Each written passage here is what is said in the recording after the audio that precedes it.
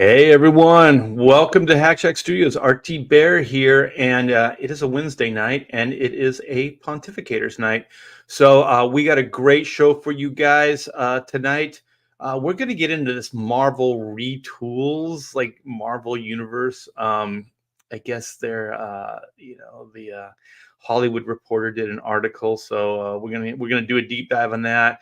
We're going to get into the Madam Web. Man, that thing kind of hit its demise very, very quick. And then we're gonna do what we do on the show, which is BS and talk pop culture stuff to death. And so as always, you guys give me a sign of life. I see Clint Helinski is in the chat. We got Tex Zombie. Good evening, y'all. Yeah, good evening. So, like always, you guys, sign of life in the chat.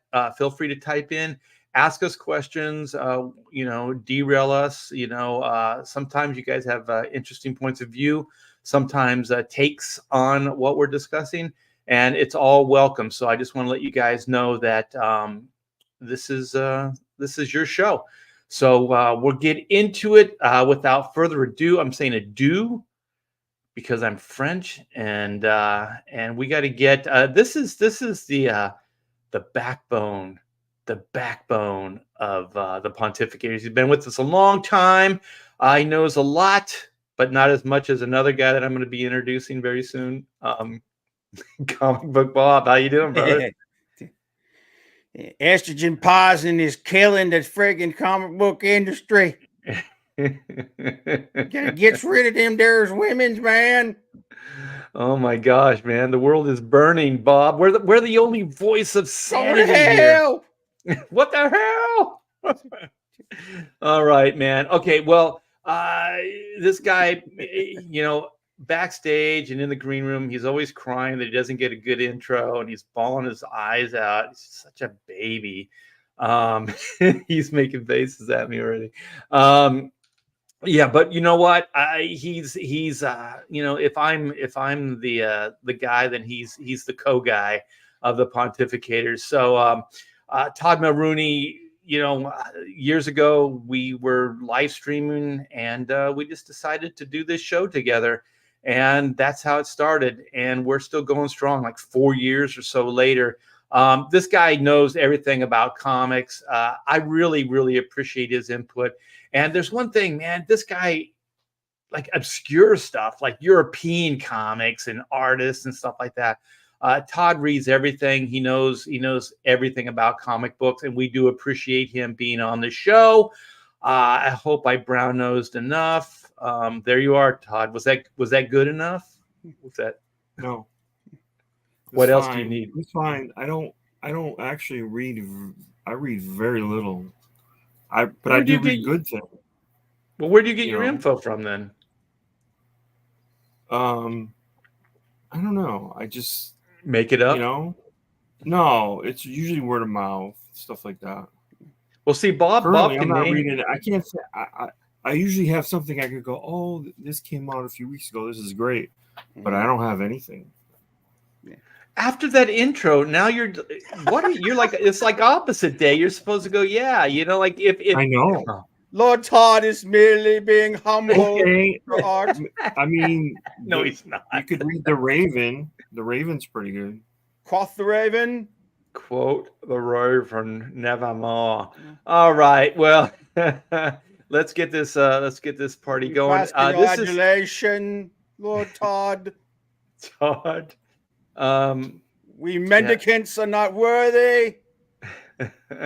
Well, I'm going to bring in, this is my brother from another mother. He's from down under, and I think it's like, I don't know, like Australia or something like that. I'm not sure really where he's from, but he's a very talented dude, and I got something to show him. Right here. You guys will get to see it too. Let's pop him in, and then we'll pop in the other. What happened to Todd? He's gone. All right. Well, the artist, the talent is Pedro Ang. Pedro Ang, what's up, brother? I'm practicing good eye, mate, because I'm officially Australian in this show. Yeah. Even though I'm not. You got to slip some shrimp on the When Barbie. we say Shrimp on the down under, Barbie. we mean down under the equator. Exactly. Well, you're down under me in the panel. Yeah. Okay. So Yeah, yeah, yeah. there's several ways to. Oh, But we doggy. got some big news, Pedro. I got something to show you. I can't show you too much of it, but everybody, edge of your seat. But I got to get this guy in here. This guy, easy introduction. The sexy in comics. This guy, TNA.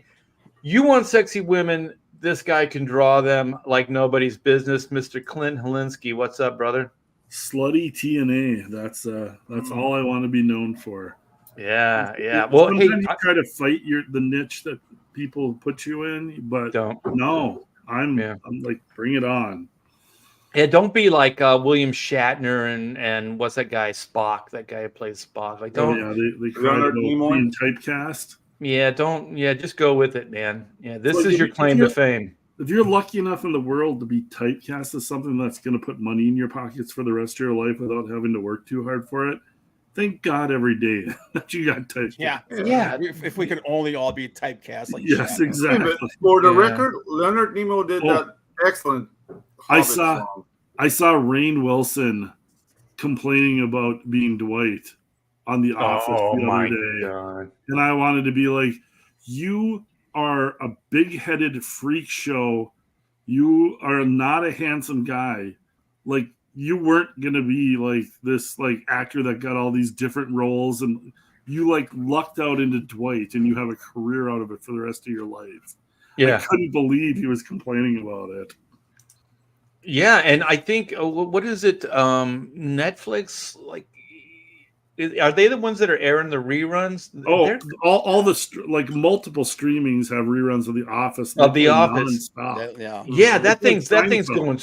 Yeah, I think it's actually keeping Netflix afloat. My daughter was too young when it aired live, but she loves that show. She watches it on Netflix and everything. So yeah. Just if you got some success, just be glad you got it. The thing.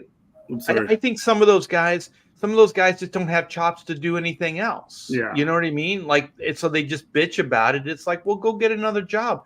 Prove that you have the acting chops, that you can play a different character. Harrison Ford was never typecasted. Exactly. It's the definition of first world problems.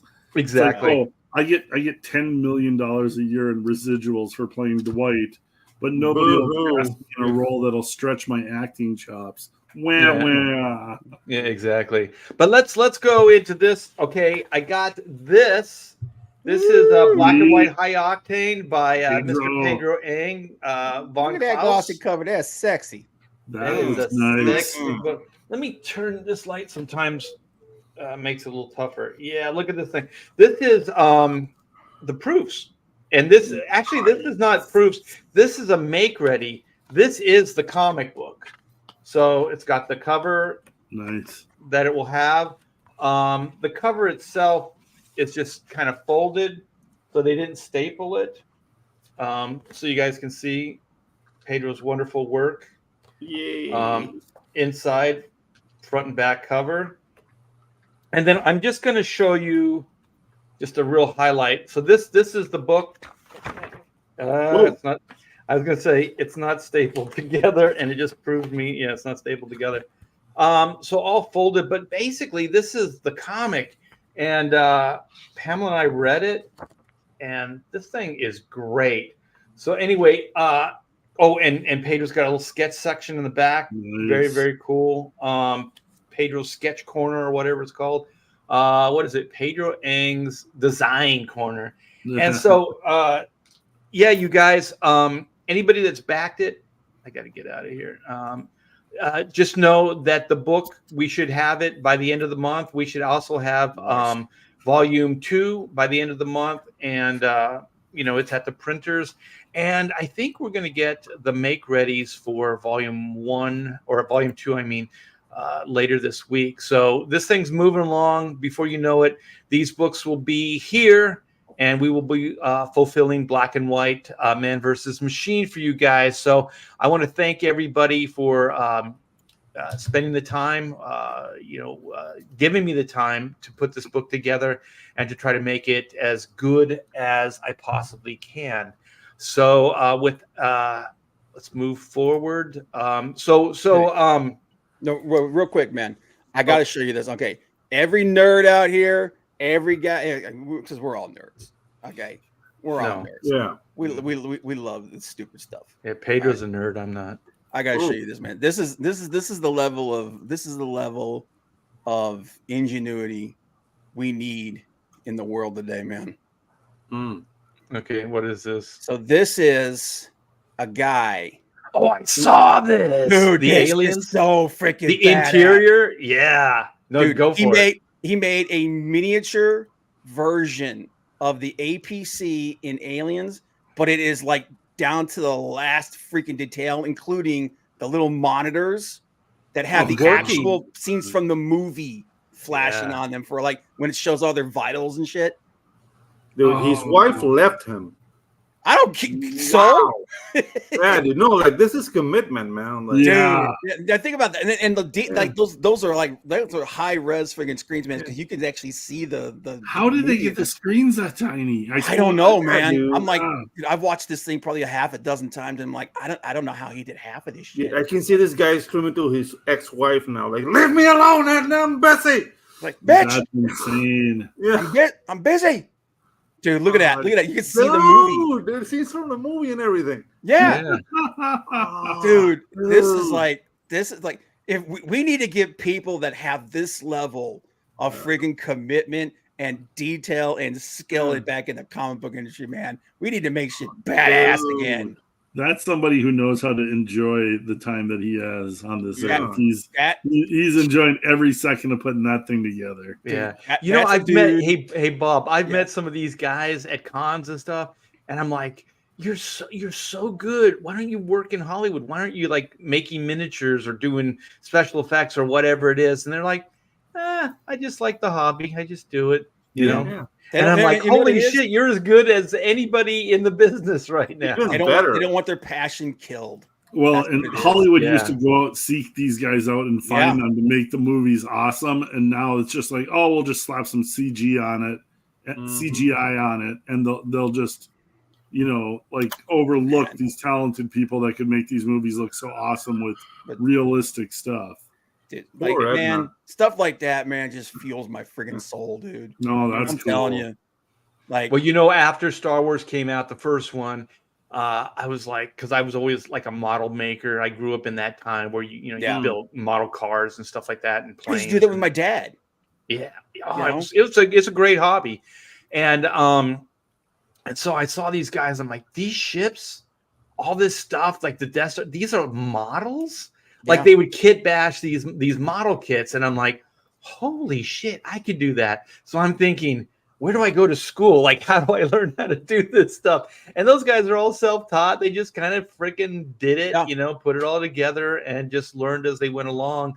And holy crap, man. I thought for a while there, that's what I was going to do with my life, make models for Hollywood. Yeah. But can you imagine having that level of passion, that level of love of something? You put that like that's the comic book industry has to have that, man.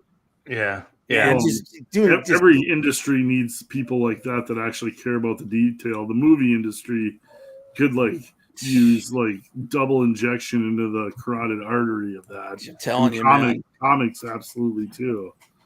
Put some soul back into it. There isn't people in comics that care that much anymore. It's just that there's so few. The upper echelon of the Marvel and DC are guarded by these people that don't give a shit about comics, so they're not going to look for people like that. Yeah. Well, the thing is, like there's independent, like what we're doing. Like there's passion. There's like Black and White was not.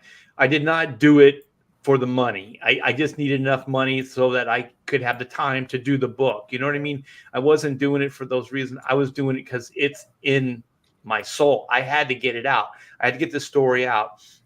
And so there is that passion. It still does exist in comics, but the mainstream, a lot of that stuff, it becomes just, you're just a product. It's just another product. You're just a tool to get that product out.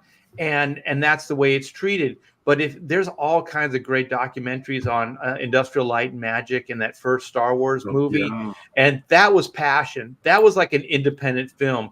Those guys were excited about doing what they're doing. They were trailblazing. They didn't even realize how much they were trailblazing, and they were just making it up as they went along. But they had passion, and they had somebody that was able to, I guess, generate cash to keep them going.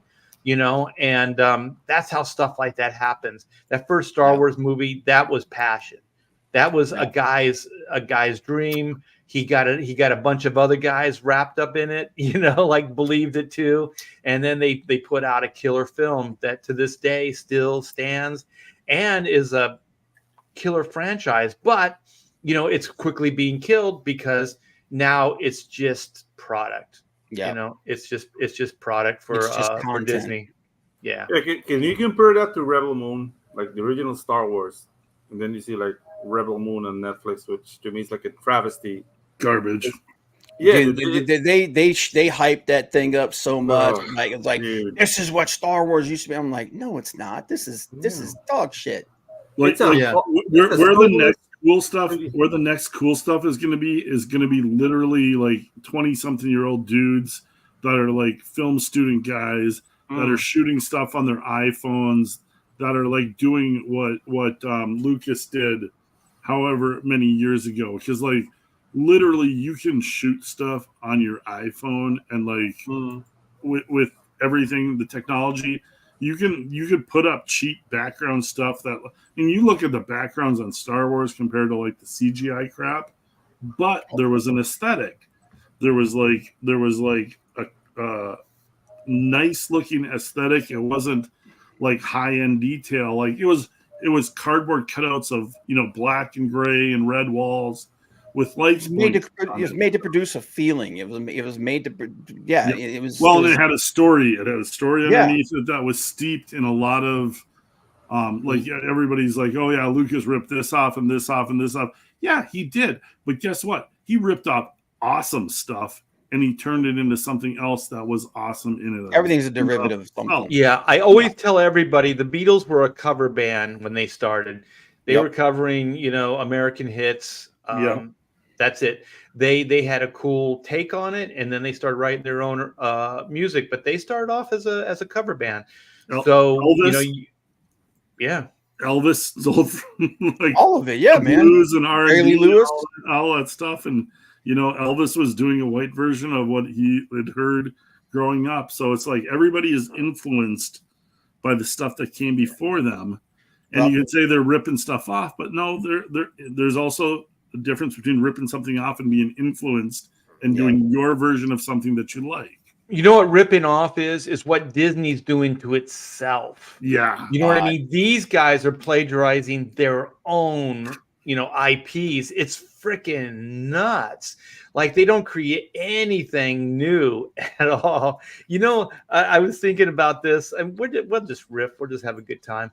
Is like I was thinking about the Disney parks, and they're just trying to bring all the IP into all the Disney parks, and they used to just create original IP for them, like Pirates of the Caribbean was an original idea just for the parks, like Small World or Haunted Mansion or Splash Mountain or Space Mountain or any of these attractions, right?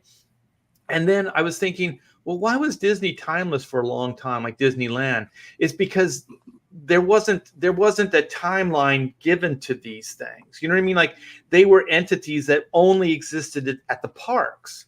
They weren't overblown. They weren't all this stuff. But as soon as you put an IP in, you date it. It has a shelf life, that starts clicking as soon as you put it in there. So if you make a movie like, okay, Frozen, you're going to make Frozen Land, or you're going to do whatever, right? Well, how long is that going to be cool? Like, how long can you keep Frozen relevant? Yeah. It's a movie. That's it. It won't stand the test of time. It will not age well. It's going to age out, and then you're going to be you're going to have all this area, and then what are you going to do? You're going to have to bulldoze it and then build something new. And that's the problem, is like they're not building anything new. They're not building anything like any movies that are new, any ideas that are new, any of that stuff. Like I don't know how any of these, like Bob Iger or any of these guys, have a job, because all they're doing is just going, remember this IP? Yeah, let's make it live action. Yeah. Member berries. That's it. But I'm gonna tell you what, man, just to bring it back, Clint, dude, I'll take a freaking matte painting over a digital background any day. Oh yeah, I'm telling you, man. Like that's a lost art right there, man. No, absolutely. The matte paintings from some of the Star Wars stuff, and all the old sci-fi stuff. Well, even not even sci-fi. You know what movie had like great matte paintings? Coming to America, like all of Zamunda. Oh sure, yeah. Dude, it's beautiful. Beautiful. And like remember movie posters? Remember how badass Drew Struzan was a freaking god, man. And now it's just they took the way he would do compilations and everything. Now modern movie posters and stuff. It's just them trying to composite that together, and it's just not the same. But it's lacking the energy. Like, for example, look at the Force Awakens poster, like with little Boyega and small Boyega. The composition says nothing. You know what I mean? It's just like you're throwing like mortadella to a wall. Yeah, that's why I say AI art. Like that's where AI art is really going to have a major effect. And Disney is so on diversity, inclusion, equity, all of DEI. They're all on that until it comes to a movie poster that they have to print in China to make sure that they get the movie out in China. Then all of a sudden, guess what? Not so much diversity, not so much inclusion. Dude, China doesn't like my people. We don't like China either. They don't like anybody with more than a tan. Wait a minute, they don't like Australian people? No, they don't like Australians for some reason. Maybe they hate kangaroos. Yeah, or Chinese are sneaky people. But it shows you the hypocrisy. It's like Disney preaches down your throat until it comes to the bottom line. Yeah, well, the thing is you need to breathe new life into something, and the only way you can do that is to create something new. People used to know that it's a little riskier. It's a little harder. But I think we've become like so corporate, and everybody's so afraid of their own shadow that nobody's a visionary. Nobody's willing to take chances. So it's easier to greenlight something based on something else, because then you could go, oh, well, this had X amount of success.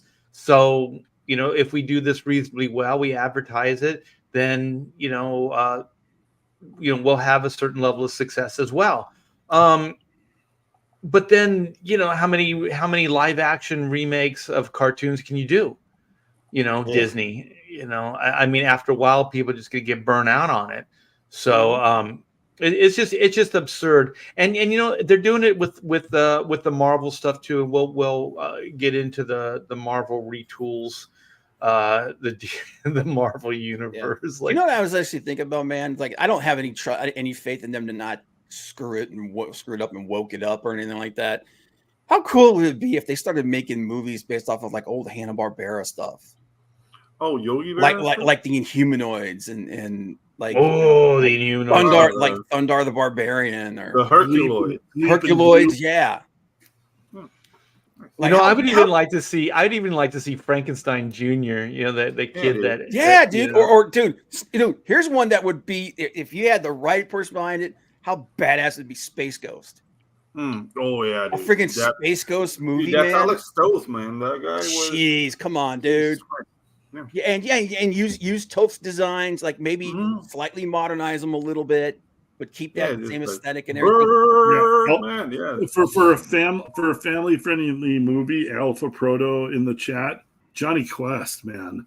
Oh yeah, dude. Johnny Quest would be killing for like a major motion picture movie. Not the first 6 episodes, Clint.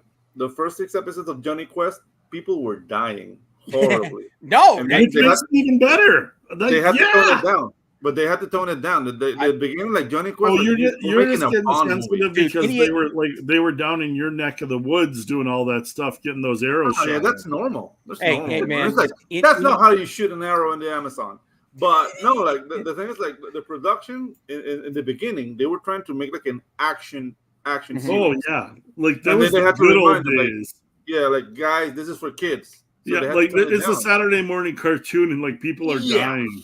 You know, the problem barbarian. with Johnny Quest is they've tried to reboot that over decades, and they can't get it right because it was a time where you could have this kind of adventure happen. No apologies, no nothing. I mean, all those guys were kick ass. And then, then they start getting the quotas in. Yeah, they start going, well, there has to be a little girl in the adventure. There has to be this. There has to be that. And they just knew. The best remake for Johnny Quest was the Venture Brothers. And Venture Brothers did a great riff on it, which is if you guys haven't seen the Venture Brothers, like, go watch it, dude. Hilarious. Get somebody who's got like half a set of balls. Okay, Good make luck a in Johnny Quest Hollywood. movie. You Indiana Jones that shit. You set it back in the 60s, or like the 60s, or something like that, or like that's when it started, like around the 60s, like late 60s, early 70s, and you set it in that time, and you do it like that. Yeah, then you don't have to make apologies. Like the reason that Wonder Woman with Gal Gadot did well is because they took it out of contemporary time. Yep. So there was a guideline that they have to follow, because they have to make that time believable for you to watch it, to enjoy it. You have to believe that this is that time, and so it works. But as soon as you try to make it contemporary, then it just starts falling apart, because contemporary values and morality right now are seemingly non-existent. So then what are these characters fighting for? What are they about? What is their morality? What is you don't know. You just don't know. It's so confused. It's all over the place. When you have like DC Comics with Superboy, gay pride parades, fighting for transgender rights. It's like, you're Superboy, not anything to knock these causes or whatever, but you can stop a speeding bullet. You can fly. You can do crazy stuff. Why aren't you fighting cosmic dangers and things like that? Right. Isn't that better suited for your skill set? Yeah. Now he can stop the speeding bullet with his cheeks, like with his butt cheeks. Yeah, exactly. It's like, because I that reason I brought that up is because I noticed that there's a new Space Ghost comic that's coming out. Okay. And I was like, dude, man, how badass if you take some of those old properties like that and you actually had someone who cared, who wanted to do it right. How popular would those be, man? No. Oh, that guy, the actor that plays Reacher, what's his name? Oh, God, Alan Richardson. He's built like Space Ghost. Oh, yeah, shit. Dude, that guy should be Batman. Well, he's hinting. He's hinting. He wants to Batman. Batman. Yeah. He's throwing his name out there, and boy, he'd make Ben Affleck, who was probably the biggest Batman we've had, look like small fry. Oh, dude, he put him next to freaking what's his name from Twilight. Oh, good God! He looked like he snapped him in half. Oh, that little peep squeak, yeah. I'm gonna read this. Eric Boyd says, "I was wondering who could be cast as Space Ghost. Daniel Russell. A lot of people want him as Batman, which I can see. Yet as Space Ghost, that would be awesome. I tell you right now, they won't do Space Ghost. It's too risky. They won't do it, because unless they're going to do a parody like Space Ghost Coast to Coast or something, like kind of making light of it or making fun of it, they won't do it. Like they won't play it straight. That's another thing. It's like, I don't mean gay, I mean they won't play the action straight. They won't take it serious. Exactly. What everything does now is they have to poke fun at the quirks. They have to give you a little wink and nod. Isn't this stupid? Isn't this silly? Do it ironically, yeah. Like, right. ironically. Everything, everything's ironic. And the thing is, the reason, I don't know, man, the reason Big Trouble in Little China works is because those characters, that's really happening to them. They're not acting, you know what I mean? Like, they're taking that shit seriously. The reason Batman and Adam West was a genius is because that guy took that shit seriously. I even heard a comedian talking about the Three Stooges. He goes, the Three Stooges are in the moment. It's not funny to them. They're not fucking around. When that shit's happening, they're taking it seriously, man. When they get whacked with a hammer, they're getting whacked with a hammer, and so they take that shit seriously because it gives sincerity to it. It's real. It feels tangible. It justifies the world. I don't think I've ever seen Mo crack a smile. No, they don't smile. No, they don't laugh. It just looked like his face was made out of freaking steel. Yeah, but it's funny. The actions are funny, you know. But the thing is, they take it. They're stoic, man. They take it seriously, and that's the thing that's kind of lacking, I find, because all Hollywood now has to be snarky. They have to poke fun at something because they're like, isn't it? And even the new Marvel movies, you know, we started off like talking about the Marvels, like that thing's a cluster F. It's all over the place, but it's all kind of like, isn't this silly? Isn't this dumb? Isn't this there's a laugh. Yeah. But as soon as you do that, then any kind of like jeopardy that you're building, any kind of drama, you just neuter it right away because it's like, well, it's just for laughs. It's just silly, you know. Look at Brie Larson's performance towards the end of that movie when, like, the universe is on the line and she's fighting her Kree nemesis, versus Robert Downey Jr.'s performance at the end of Iron Man 1 when he's fighting the Dreadnought in is it Stane? Yeah, Obadiah Stane. Yeah, Obadiah Stane. Like, look at the performance. Look at the intensity. Look at the gravitas of like what they bring to the role, and it's no wonder that Marvel is like sinking like a ship with a hole in it. Like, because if they don't take it seriously, how is the reader going to take it seriously? If the jeopardy, not that it has to be serious all the time. Acting. It's acting. You got to bring the audience in with you. Robert Downey Jr. brought the audience in with you. You believed what was going on. Brie Larson couldn't bring an audience into a McDonald's if she had double doors and like soldiers shoving them in there. Yeah, this is a good take. The beam pad. Studios should license out properties, characters to small production studios. Then they could see what's worth doing if done right. Because also, if you did something like that, then maybe you could find somebody that is passionate about the IP. You know, so instead of just on high like a studio going, you know what, we should do something with, you know, Space Ghost or whatever. You know, let's get this jackass writer to work on this, you know, or whatever, and then just half-ass it. Because then it does just become a studio property. You know what I mean? It just becomes, you know, something that's mandated, you know, on high. But if they actually found people, you know, they could just go, you know, we're going to license out this part of the library or whatever.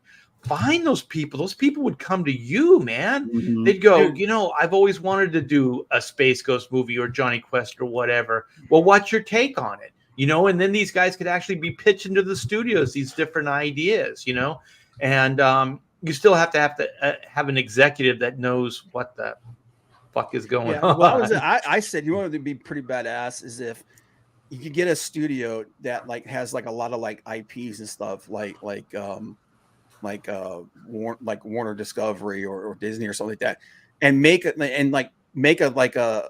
channel where you bankroll these like some of these real high-end fan film groups. Say, here, you can do this thing. Show us what you can do. Here's $1 million, you know, which is like 10 times the budget that they normally have for those things. Show us what you can do. And if they make something like, okay, you keep making that show. You keep doing that. We'll put that on this. Like do that. Go out and, like I said, go get the people that are passionate for what they're doing. Well, remember, like you know, Marvel Comics in the day, the Ultimates line. You know, the chemistry was, or the mathematics were, take a hot indie writer, but competent, like Michael Bendis and Mark Miller. Those guys already had a body of work, right? So you could read that, you could see what they were capable of doing, and so you could kind of imagine, like, what if we gave these guys the Marvel Universe? You know what I mean? And then Marvel, to hedge their bets, they got Marvel mainstay guys to do the artwork. So you had Kubert, you had Bagley, you had me, doing those books. So it looked like an authentic,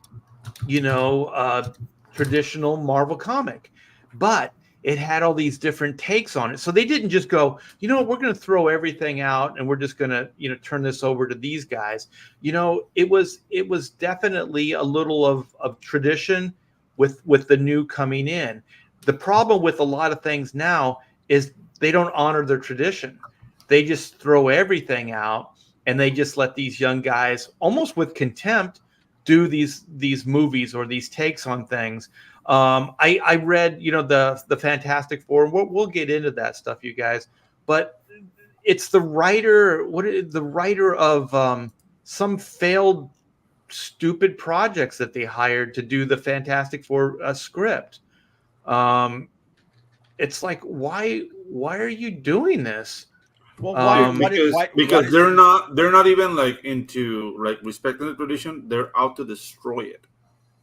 That's true. Their mission. Yeah. Okay, so here it is. It's Pearson, Eric Pearson. This guy's the guy that's writing the Fantastic Four movie. His claim to fame is Thor, Ragnarok, and Black Widow. And Black Widow, come on, man. Black Widow was garbage. Well, it's just like the guys. And Thor Ragnarok was garbage. The two guys that they tapped to write Madam Web. Every single project that those guys have done has been a failure. Yeah. Wow. Every single one. Yeah. Why are they still getting work? They're just people in the system. Yeah, I mean, you understand, like what Feige did with the first 2 or 3 waves. Where you had like the Russo brothers, you had Jon Favreau, you had even Joss Whedon, who had a proven track record. That guy can do pretty those decent guys stuff. All asked for the one thing all those guys had in common is they asked for top money because they were professionals. All of these second stringers, all the second decade people of the Marvel Universe, they have one thing in common. It's their second movie after some indie hit, and they're getting them on the cheap. They're cheap, Dude, yeah. The scriptwriter for Madam Web. These are the movies this guy's has done. You ready for this shit? Oh no. Morbius. Ooh. No, it's the same as okay. Gods of Egypt. Wow. The Last Witch Hunter. Oh my Dracula God. Untold. And the only movie he did that made even close to a little bit of money was the last Power Rangers movie was awful. This is what this guy's been doing, and he keeps getting work. Oh my God. It's like, why? Every single movie he's made has lost money. Yeah, I don't understand it. If you have not just one like indie, but like a series of indie, and also something that shows the potential for whatever the Marvel IP is, right? So you're not just taking somebody that does romance, independent stuff, and then bringing them into a big special effects superhero, a story. You got to have like, I don't know, some kind of criteria, some kind of like, I don't know, understanding of this stuff. It's like last week we were talking, and I thought, what was it? Chris had a good take on it. It's like these people just don't understand the characters at all. They don't understand the Marvel Universe, and they're gleeful about it. I think Clint found, and we played like a montage of these guys like just bragging about how they didn't know shit about the Marvel Universe. It's like, well, no, fuck, no. I mean, come on, man. I mean, the thing is, okay, I bring up J.K. Rowling. If Harry Potter keeps going, she might get into this situation too when she gets too old to like oversee it. But the thing is, nobody F's with that IP because she rules it supreme. Yeah. Right? Like nobody's, like this Marvel Universe stuff isn't going to happen on her watch. She'll fuck it up like she did the Fantastic Beasts follow-up. The first one was decent, but the rest was just kind of like it came unglued. But also these people, their egos, and if nobody's pushing back on those, their creative, ideas, then you can have, a catastrophe as well. So I think that was her ego, but she destroyed, or she wrote something bad based on her own IP. You know what I mean? It's not just like hiring some Joe because he works cheap and did an indie film. She at least, had some kind of vision. Those Fantastic Beasts are different. They feel different. And that's the difference. Like I used to think Kevin Feige was that guy. He was that guy that really loved Marvel, that really understood the Marvel universe. But you see the last 5 years, they're already 5 years into this. They finished up what phase was it 4? And now they're on 5. So they're 5 years into, they're half a decade into this, and they don't have one hit except for Guardians, right? Guardians 3. Guardians and the last Spider-Man, but that was just that last Spider-Man movie was a holdover from the last. Yeah. It was the last gasp of the original MCU. The first 10 years of Marvel were Jon Favreau and to some point Whedon, Russo brothers. And then like a couple other people in the mix there. James Gunn. Yeah. Oh, yeah. James Gunn, definitely. You shouldn't overlook him. And I mean, I almost think looking at this recent 10 years that he just got lucky over and over and over again of picking really good people that hadn't blown up yet. He wasn't in complete control then. After Endgame, Feige had total control, and he shit the bed ever since. Yeah, it's been a disaster since Endgame. I would love to find out, like, just like that comic book committee that they put together. I wonder how much clout or power they had, at least for that first phase. If those Hollywood guys really did listen to them, or if they were just kind of there to like legitimize. Make it seem, authentic. Or one of the guys that was on the Eternals panel, that the comic book guys they brought in from the Eternals said they were literally like, but okay, that's okay. It was like real patronizing, kind of like, we're hearing what you're saying, but we don't want to do any of that. We don't care. We don't care. Yeah. Hollywood has traditionally had contempt for source material. No, always, 100%. Always. It's why it's kind of amazing that the first 10 years of the MCU even happened. Like, I think we should all kind of just be grateful for those first 10 years before Endgame, because it really shouldn't have happened. Yeah. But Clint, you said it. It was laid out by Favreau. Like you said, all this names of Whedon and whatnot, but I think Favreau was the one who laid it out. You see what Favreau's done with Star Wars, and Favreau is just an amazing story when they listen to him. Storyteller and creator. Yeah, the thing is, I don't think Favreau is like a power tripper, right? Like, so if they're not going to honor his ideas or whatever, I don't think he's that type of fighter. Like, he'll fight to a certain point, but then he'll just say, "Fuck it, too much resistance. I'll go somewhere else." Yeah, I'll move on to the next thing. Yeah, because he didn't direct that Avengers movie, and that he was slated to do that. So the thing is, I believe that you're right, Clint. He did kind of map out where things were going to go. So like behind the scenes, and they probably paid him for the ideas, whatever. But he was just like, too much resistance. And now the same thing's happening with The Mandalorian. It's like, okay, the first 2 seasons, pretty decent, right? But then all the executives start going in and saying, we need more Grogu. We need this. We need that. And then Kathleen Kennedy, I'm the one who did this. I'm the one, these executives start patting themselves on the back. And then, they'll just piggyback off the success of somebody else. And then they'll act like it was their ideas all along. And that's the problem. And I've seen Favreau in these situations, and it just seems like he gets to a point and then just throws his hands up and says, "This is too much work." You know what I mean? Yeah, Like I care. He's not going to keep banging his head against the wall because he's got all the opportunities in the world. Like there are people. There are people knocking down doors to work with Jon Favreau on anything they could work on. And that's the thing. Like Favreau acts like somebody who can do this again. Yeah, You know what I mean? Yep.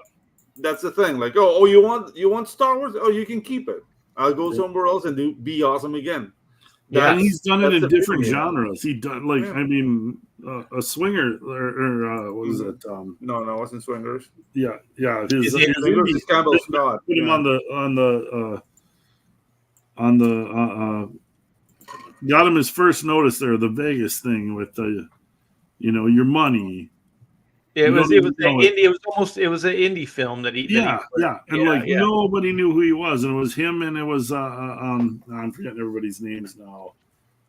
Dude from Old School.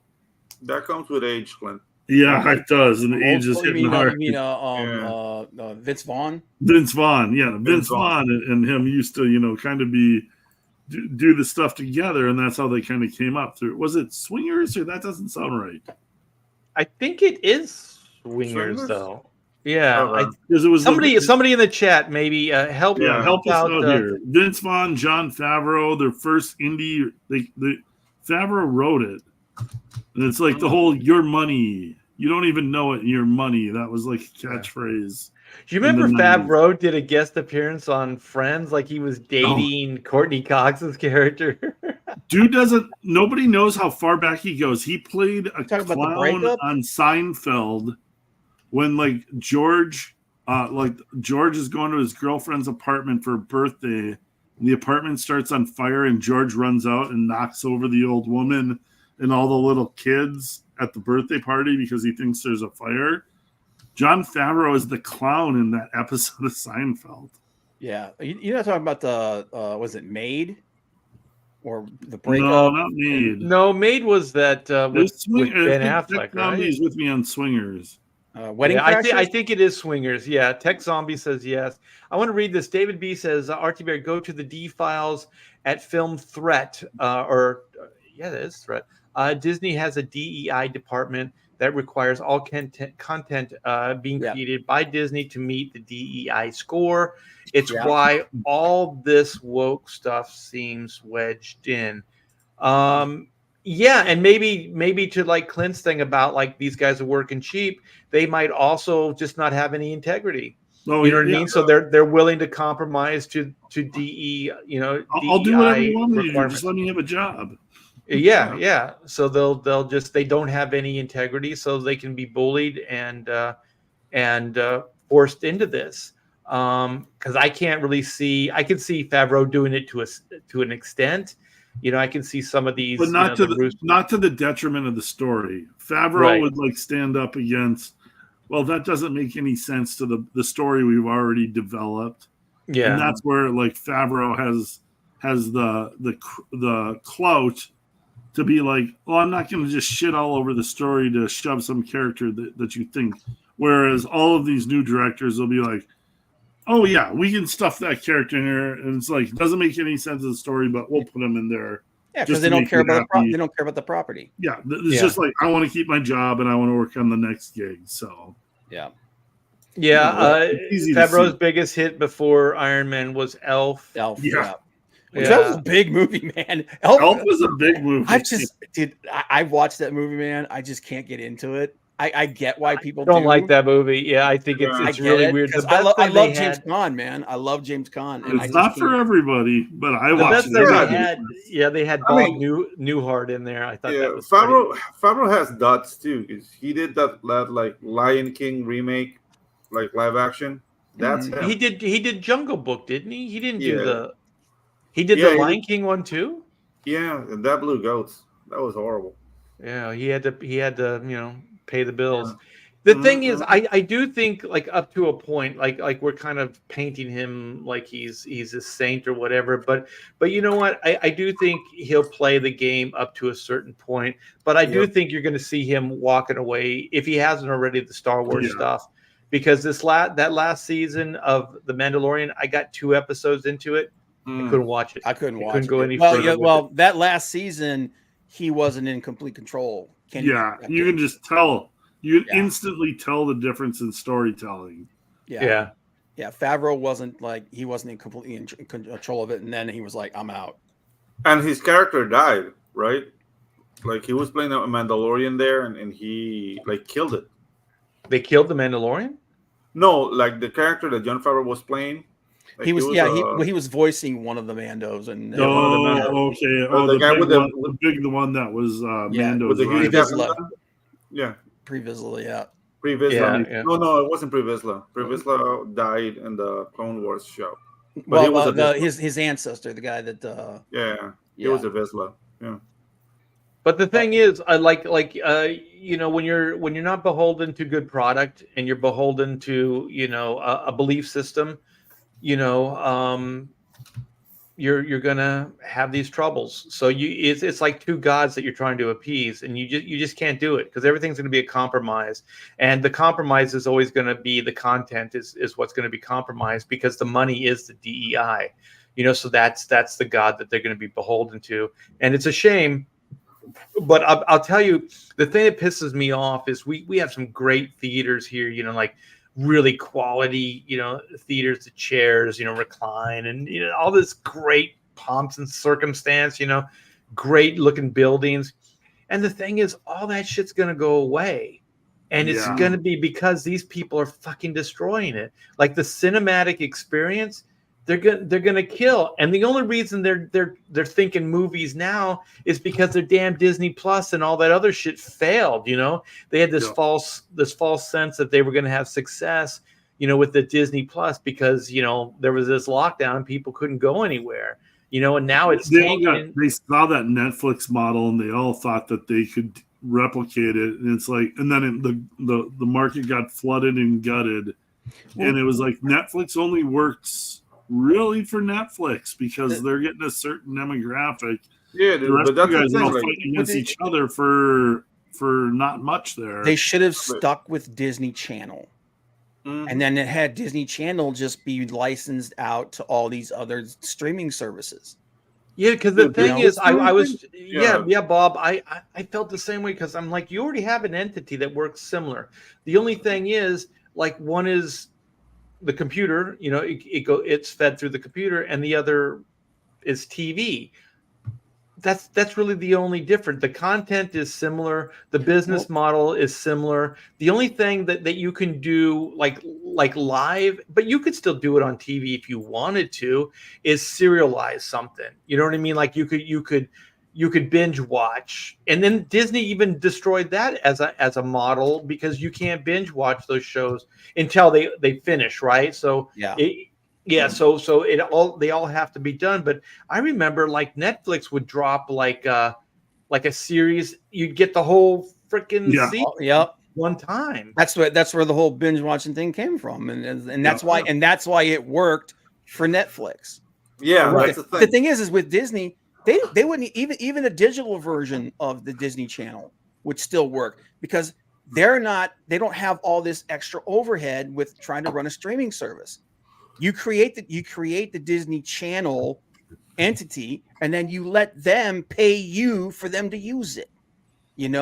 Disney literally used to be a license to print money because you knew their content was going to be wholesome, unoffensive, and it was like how many generations of parents raised their kids on Disney, and now they've lost so much ground, and their Disney, their streaming service has failed because you can't trust their content anymore. Yeah, you can't trust it. Yeah, well, their business, their mission statement. Changed. They're eradicating it, and then all they're doing is selling the stuff on member berries. It's like, oh, remember Walt Disney's this, remember Walt Disney's that, remember this classic, whatever, and then they just do everything they can to destroy it. This is a really, really weird business model, but it works as far as normalizing bullshit. Which is what I wasn't surprised with Disney and doing the way it does because I studied animation and we did study animation history, and the whole philosophy of what Disney and how they focus on things, that there can never be wrong. Is the thing, like we don't endorse negativity in this company. So if you want to like point out a mistake, do it in a positive way. So that has mutated into this. We're never wrong, and that's why it's so hard for them to course correct. Yeah. And they went full on this like DEI thing and being inclusive and even now where they're saying that like we're gonna retool and we're gonna go back to more of what we did before and everything. Even then, they still have people entrenched within there saying that no, it's their fault. It's not our fault. We're right. They're wrong. That post that Disney exec put out just proves that. Yeah. You know, because they're in a crusade. It's their crusade. Like they don't want to change the world. It's just like those people that are entrenched within the comic book industry who don't care that it's slowly choking and killing the comic book industry because they don't care that it's going to die. They're willing to let it die for agenda. So the thing is, I heard somebody say like there will always be pain and suffering when agenda is part of it, right? So there's always going to be like just this kind of bullshit. So this is kind of like this is a battle. This is a culture battle. This is ideology. This is, you know, all this crap. And anytime you have ideology, you're going to have this kind of pushback. And this kind of trouble, and there's going to be pain, and there's going to be suffering, and there's going to be people that don't make it through. And that's what we're fighting, everybody. We're fighting this culture war, and that's what Comicsgate stands for. And that's why we talk so passionately about all these things that we love, like Disney, Marvel, you know, Star Wars, all these things, comic books. It's not because we hate them. It's because we love them. And we know how great this stuff can be and how entertaining it can be. And how people are like these people, they have no vested interest. They don't give a shit. You know, Bob Iger doesn't give a crap about Marvel Comics, you know. But, you know, he bought Marvel, and all it is a bottom line. And then as soon as they could, interject, ideology to it, they did. Yeah. And so this is the Hollywood Reporter. It's like how Marvel is quietly retooling amid superhero fatigue. They're sticking with SF Gaming had a good point. It shouldn't be quietly retooling amid superhero fatigue. It should be quietly retooling amid stupid superhero fatigue. Yeah, because the thing is, I totally dismiss the superhero fatigue thing. Yep. I think Marvel's doing that. You know, but see, this is also why these people are really, really stupid, because you're rebranding Marvel with fatigue. So I guarantee you Disney is behind this Hollywood Reporter thing, you know, this article. So you go, okay, superhero fatigue. Okay, so you're telling the public that they're sick of the product. Like you're openly, but to you, like fatigue is just, it's just fatigue. We can recover from it. No, don't brand your shit with fatigue. Don't say people are tired of it. That's retarded. That's not good marketing. Just say Marvel is making the next wave bigger and badder than it was before. We're retooling these ideas, and we're plussing every freaking idea that we have. You know, we're going to bring back the Fantastic Four, and we're going back to the 60s, and we're going back to the original, Kirby, Lee stuff. And this stuff is going to be bombastic. You know, like just talk it up, but they don't do that. It's like it's victim mentality. Yeah, it's like superhero fatigue. Oh, well, how are you going to get people excited about this?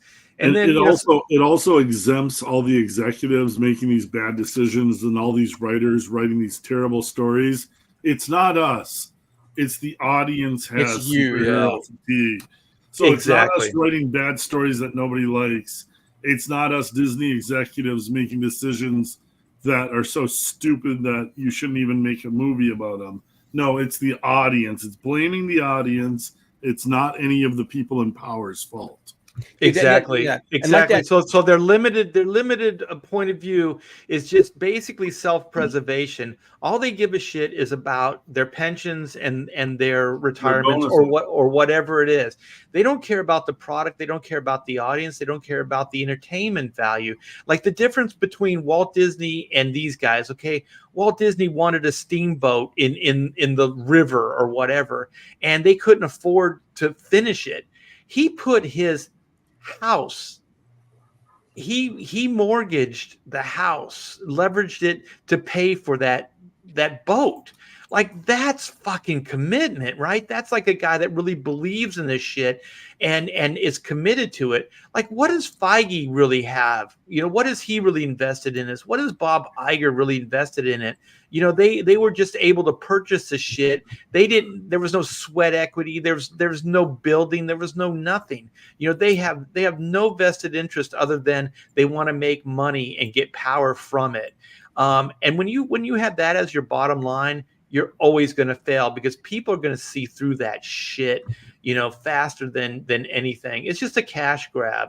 So this article goes on to say, just over a year ago, Ant-Man and the Wasp: Quantumania was set to take Marvel Studios to the next level. A new villain was going to be introduced, setting the stage for several years worth of storytelling.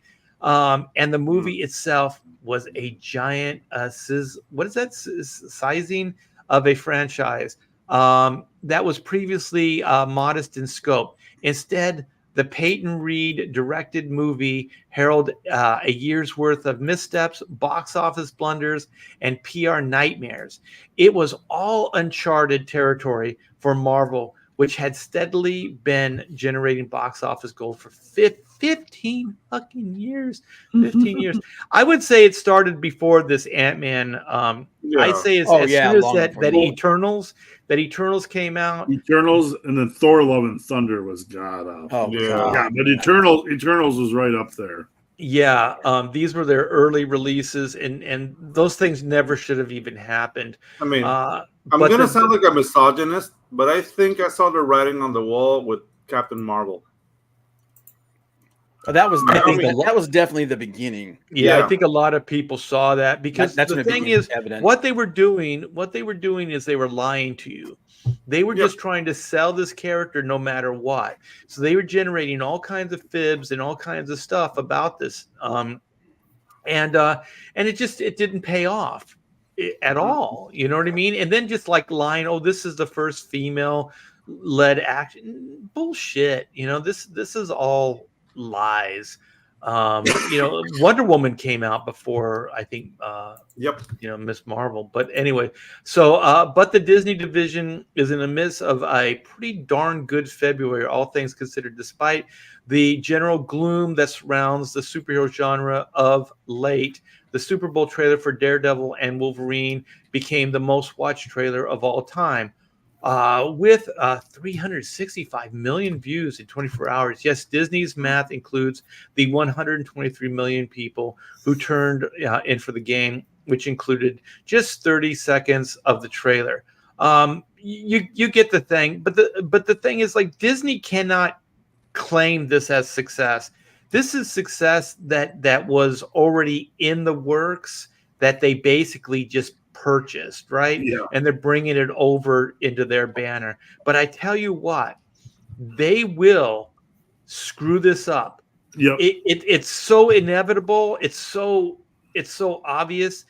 The million ways that Disney can screw this thing up.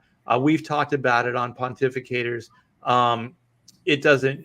Everybody knows, like, it's an R-rated movie. You can't bring, you know, this stuff into your universe. There's all kinds of stories about them trying to shove stuff down Ryan Reynolds' throat for the third act. I saw a thing on TikTok about how all of the X-Men show up, but they're all female versions of the X-Men male characters for the third act that Deadpool has to fight.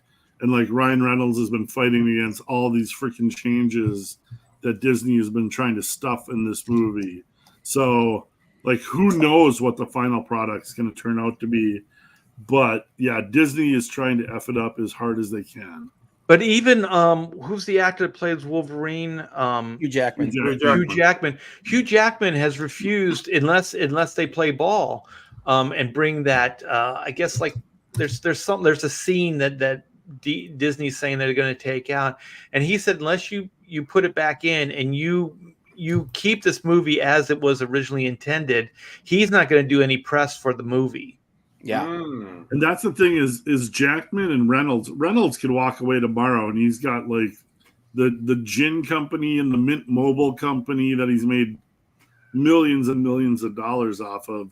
Like, these guys can't be pushed around like the way some other actors can be pushed around. Like, they have massive careers with huge success. So like Disney can't just like force their executives bullshit ideas on them. So that's probably the one hope that Deadpool 3 or Deadpool Wolverine has got going for it. Well, if Ryan Reynolds even wants to continue with the Deadpool franchise, what I think he needs to do is totally divorce Deadpool from the X-Men franchise, and just start creating like new villains, like create its own mythology, and just take it into that direction. Mm-hmm. Okay, so we have next came the Valentine's Day unveiling of the cast of Fantastic Four: Pedro Pascal, Vanessa Kirby, was it Ebon Moss, was these guys' names, Joseph Quinn, coupled with retro art teasing a 60s setting for the movie. How many years has the Pontificators been talking about? Put this in the 60s. Put this in the 60s. We years win. Ago. Yeah. We win. The Fantastic Four are the cornerstone of the Marvel mythos, with writer Stan Lee and Jack Kirby introducing the team in 61. That was a good year. That was the year that Art T. Bear was born. Fantastic Four #1, the comic that initiated the Marvel Universe. So you get it. You know, they've had a lot of misses with the Fantastic Four. At one time, I did have the new Marvel cinematic universe. I had faith in them, but I don't have faith in them now. And then they're also talking. I guess this is what they think is going to be successes. A day later, Marvel launched the trailer for X-97, which I haven't seen, a reveal of the 90s cartoon that debuted in March. The trailer set internal Disney record as the biggest launch for an animated series on Disney Plus, ahead of the other Marvel shows such as What If and any animated Star Wars series. So, yeah, then it goes into talk about the public is facing moves come as studio boss Kevin Feige recalibrates the creative direction behind the scenes. Early in February, the company completed reshoots for Agatha. They should just scrap that. Darkhold Diaries, the WandaVision spinoff, whatever, who cares? That thing's going to tank already. It's dead on arrival. The company usually Disney budgets Plus stuff is dead on arrival. Yeah, 5 days of reshoots. It's not going to help. It's not going to help you guys. The studio quietly hired Eric. This is a mistake. The studio quietly hired Eric Pearson to polish the script for Fantastic Four, which will shoot this summer in London. Pearson is a company stalwart who worked on Thor, this is not good, and Black Widow, and has a reputation for taking projects over the finishing line. Yeah, but that's not bragging rights. He gets things done. That's all they're saying is he gets stuff done. Shitty projects, he can get them to be, so across the he finish polishes turds. Yeah, he polishes turds. Yeah, he makes sure that turd gets into the toilet. The stakes for that movie are high. As fucking high, that's a under fucking statement. The movie is high as the studio is still searching for characters and actors who can carry its universe forward after exits of Robert Downey Jr., Chris Evans. I'm telling you right now that fucking what's his name? So they talk about him. It's not going to be Jonathan Majors. Who's the guy that they got? They're saying is going to be Reed Richards. Pedro Pascal. Pascal. That guy is not gonna be the savior for the Marvel universe. No. That guy has zero charisma. Yep. I even interviews, I don't want to listen to him talk. I can't stand even looking at him. This guy is not.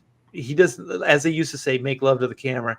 He cannot make love to the camera, But I think hiring this Eric Pearson, okay, so he can get movies finished. Who gives a shit? Those movies were both failures, and you're going to give him possibly the most important franchise that Marvel has right now, and it's really the only hope. I'm going to come back to you guys. It's really the only hope that Marvel the cinematic universe has moving forward. It's the only hope. They could rebuild everything if this was a success. But I'm telling you right now that that Pearson guy and Pedro Pascal, no, They look awful. Yeah. I got something I want to say. What's up? Okay. Oh my God, Todd's live. Todd's here. You can get away with doing like the iconic characters like we saw, and sometimes you can even go away from the sort of popular trend of them, what made them popular. Like the first Avenger movie was a really good movie. So we've gotten a lot of good movies, but you can't go, oh, let's tomorrow announce that we're going to do a Dominic Fortune movie, because a great character, but without where he comes from and sort of where he's placed, it's not a good character because you don't know who he even is. But it's like when they did the Eternals, yeah. Right. If you were to introduce him in a Spider-Man movie as maybe sort of an Aunt May, like he's trying to date Aunt May, but here's this spy guy, you might be able to sort of shoehorn a good movie in there. But you cannot just take the villains and make movies out of them. I mean, the Joker was a happy accident. It's a decent, really good movie. It's an art film, but you can't do that with everybody. You can't just take any villain that you think has a lot of popularity and okay, they're going to start a franchise with them. Venom might have worked if you sort of followed the idea where he came from and started there and then he broke off. But it doesn't really work for me because it's not the character I know. So anytime you go away from the character that the people know, then you're going to lose. That's I would say maybe 40% of your audience. Or if you go, okay, the next big crossover is going to have Kang. Who cares? Right. The thing is, if you're gonna do one and dones, then do cool one and dones. Do some Spider-Man stories, do some Thor stories, but good, just one and dones, right? To give you time to where you can retool their words, like a Fantastic Four, an X-Men, type of to take you into that next phase. But they didn't do that. They started trying to rebuild the next big crossover with this Kang dynasty. And the thing is, Kang was never that character. Kang isn't that badass, And you've already kind of blown the whole thing with Claw, right? Secret Wars, you've announced it, but there was a story within Secret Wars that had to do with the character Claw, right? And it was sort of an emotional aspect of that story, sort of driving the momentum of that story or the subplot of that story. Without it, what is Secret Wars? You're just throwing together heroes to fight villains. Right. And I don't know that, I mean, that might be great to see, but that's not going to be, if you really want to try to win the fans over, then you do something that really has weight and stakes. If it has no stakes, you've kind of lost everything. Well, what you do is you have personal connection. The villains work best when there's personal connection to things. Like what they did with Thanos. Thanos had a connection with a lot of these characters. Like they even within the story, they made it personal with Iron Man, like Iron Man and Thanos, even though they had never met before, but he had that vision, remember, and all the Avengers are dead and all that stuff. So Iron Man looked at himself as the protector of the planet, right? So he took a lot upon himself, and it was personal at that moment. But also there's Gamora. Gamora is not his birth daughter, but then there was also the mechanical girl. What was her name? Gamora, Nebula. Nebula. He was responsible for killing Drax's wife and his daughters. Yeah, so they had all of this. They had, even villains. What's the one guy with the hammer that was in the first Guardians? Like that guy even had personal Ronan the connect- Accuser. Yeah, Right, Ronan the Accuser, and even Loki. Loki had like connection to because he's like one connection with the the first Avengers was all because of the Thanos thing. It was so good, man. It was Yeah, so and good. so there's all these personal connections. There's all these things that lead to this one guy. But King, it's dumb. And also, just Hollywood, please, please, please. If you're gonna do time travel movies, do one and dones. You cannot do a time travel as a serialized story. You can't do it because at some point you are going to F yourself over. And then all the stakes are meaningless. Because if you can go back in time or forward in time, you can undo anything. So there's no real stakes. There's no reality to it. No one cares because if people can't die, they can't be hurt, or there's ramifications for the actions, then no one's going to care. No one's going to care. So Kang and all this time travel bullshit that they're doing, multiple Kangs, who cares? Like literally, who cares? They got rid of him pretty damn easy. Yeah, It's done. They already got changed. beat by freaking Ant-Man and his daughter. Yeah, dude. I mean, come on. But they like the Kang. If you're gonna do Kang, you don't introduce Kang like that. They should have introduced Kang in a Fantastic Four story. Like get the Fantastic Four into the universe first. And then you can introduce, and then you could start introducing some of these cosmic level guys. Hey Bob, if you're going to do that, the title, it's not King Dynasty. Yeah, no, they're cutting King out. Oh yeah, he's gone. But Bob's just what ifing. But Bob, I'll plus you one. If you're going to do the Fantastic Four, their Rogues Gallery is so much better than just Kang, right? Oh yeah, I'm just saying. Yeah, you have so many villains. Kang always works better when he's part of a group of people, though. Right. No, I agree. But I always think of Kang as an Avengers villain, kind of. Anyway. Yeah, Kang's Avengers. Done, though, man. You get Annihilus, you get Blastar, Galactus.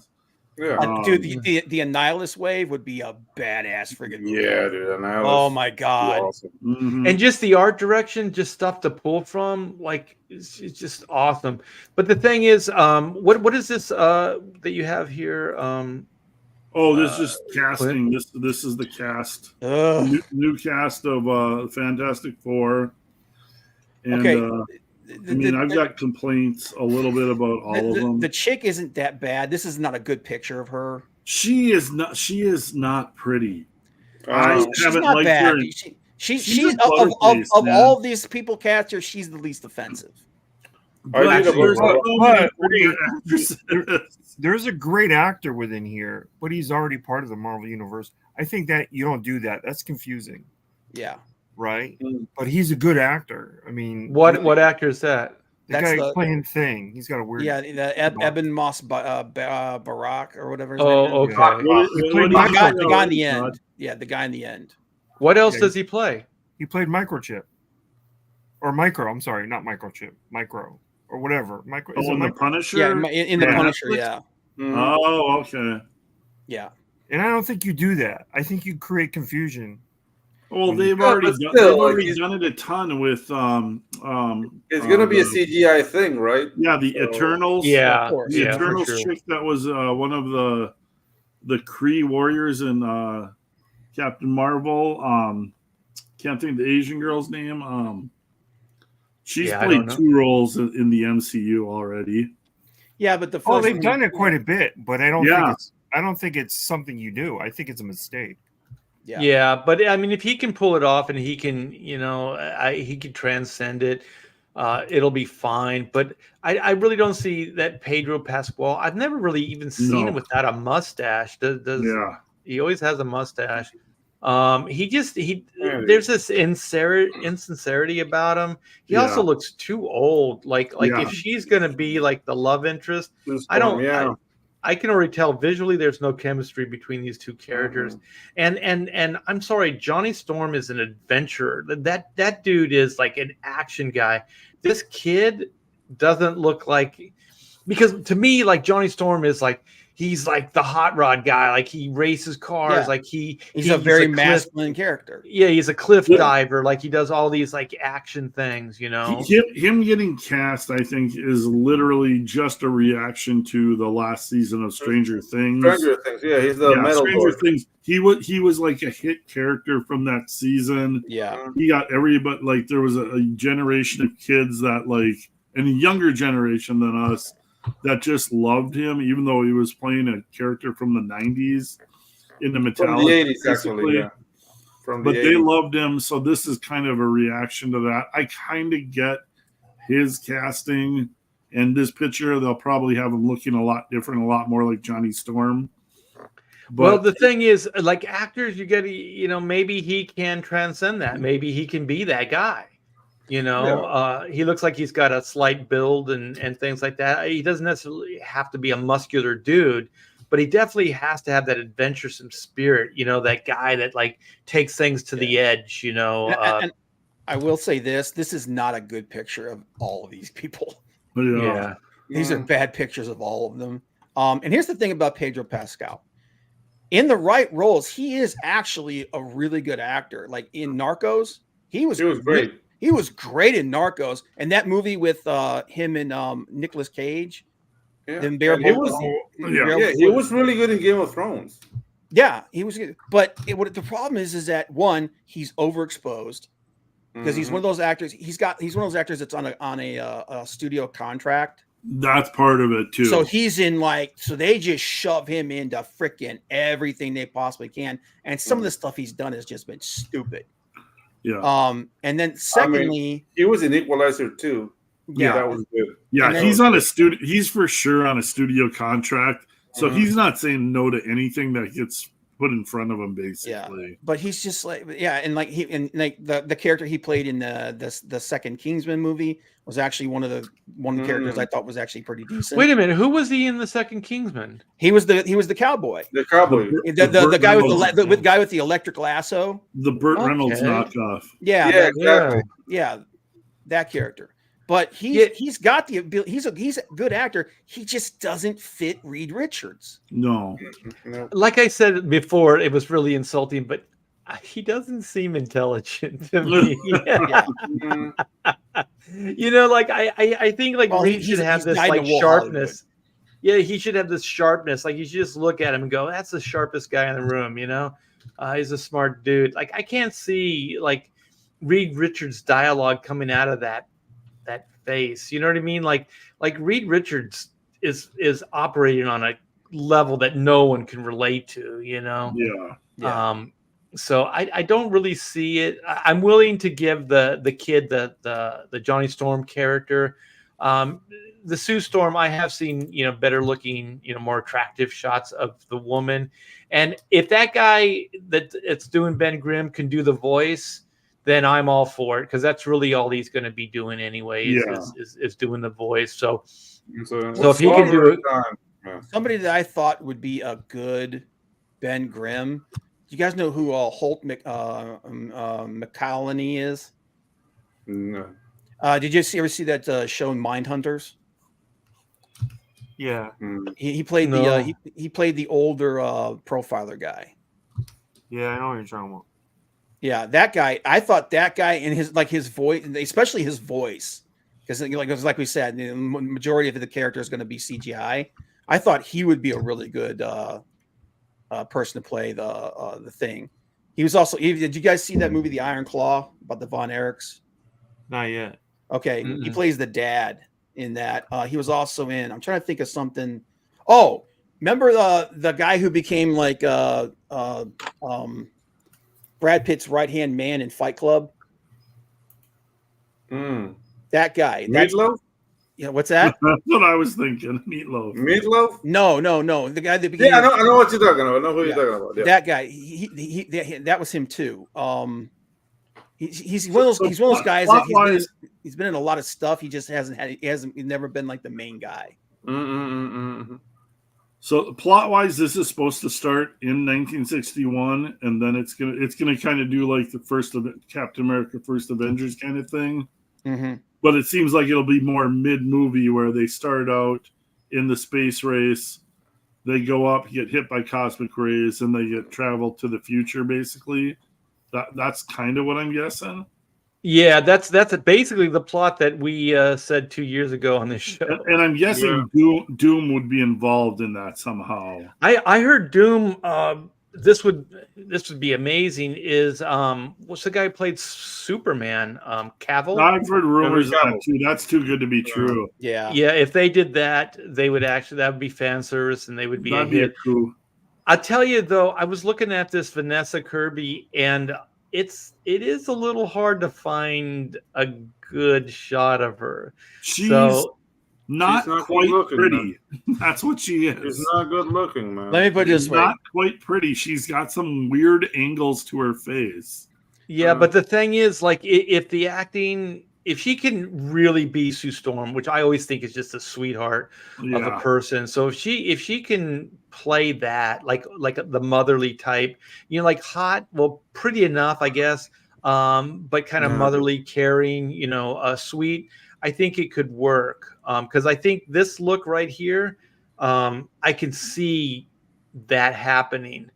I don't know. She was in Mission Impossible, and she freaked me out. Was she the?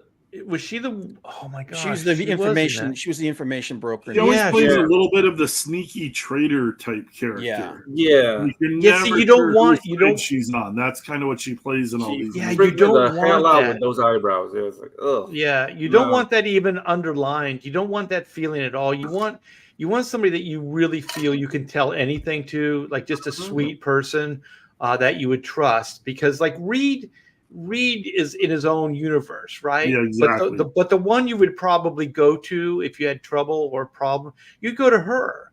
You know what I mean? Sue's keeping the team together. Reed's like out in La La Land thinking about his theories and his forest or whatever. But she seems like the one, like the go-to. She seems like the one that would kind of keep Johnny in line, and she keeps Ben calmed down. And so she is like the mom in the group, and I think that's the biggest mistake that they've made in all these movies is you just don't do that. And the thing is, like even in the comics when Submariner is all like, "Oh, Sue Storm," like it was never like Sue Storm was sexy. There was always something else like that he saw in her. You know what I mean? Like the motherly or like wife material or something, right? But it was definitely not like sexy because he could have any woman he wanted, right? But they all smell like fish. Yeah, they all smell like fish except for her.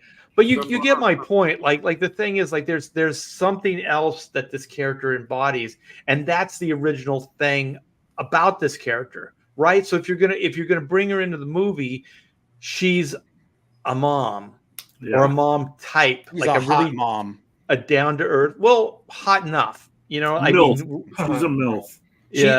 She's the mom where like you're like she's a mom and everything, but when she gets dressed up to go out, you're like, holy shit! It's like Reed hit the jackpot, man. It's like she's Mary Jane. She's Mary Jane grown up. No, she's not even Mary Jane. Mary Jane, I think, is like sexy. Like there's a sexy aspect to Mary Jane. Mary Jane's like the super sexy girl next door. I see. Okay, let's do this. Okay, Phoebe Cates, with the exception of that fantasy part that's in Fast Times, like Phoebe Cates always seemed like she was really cute. I wouldn't say like sexy, but you could probably, really doll her up, but she just seemed like a down to earth kind of girl next door kind of thing. And so I see her as kind of like that, just kind of like this wholesome person. And like I said, if you play her that way, then she's going to stand out from all the other women that Marvel has done, right? Because they haven't played that yet. But they won't do that because women like that aren't respected in Hollywood. And so they're not going to play like this maternal, like character. So Art, you're proposing Phoebe Cates in Gremlins minus the trauma. Minus the trauma, yes. I mean, she's just like a little sweetie, right? Like she's just like this little sweetheart that just is cute beyond, and she can melt your heart, right? But I wouldn't go like, well, like I said, other than that scene in Fast Times, I don't think of her necessarily as sexy. I know that sounds weird, but if you took that and you never saw that shot, you'd probably go, No. okay, she's cute. Moving in stereo, slow motion. Oh, look, Alpha just nailed it. If you could cast anyone out of time, Sue is Donna Reed. Yes. They won't do it. They won't play it that way because Hollywood hates those type of women. Reed Richards was the professor from Gilligan's Island.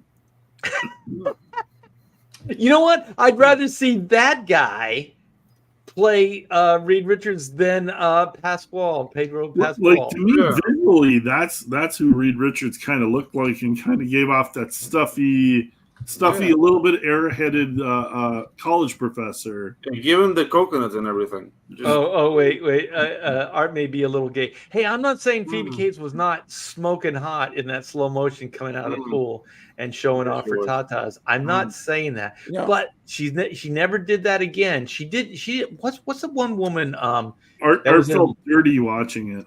Yeah, that was in Labyrinth. We all did. Jennifer Connelly.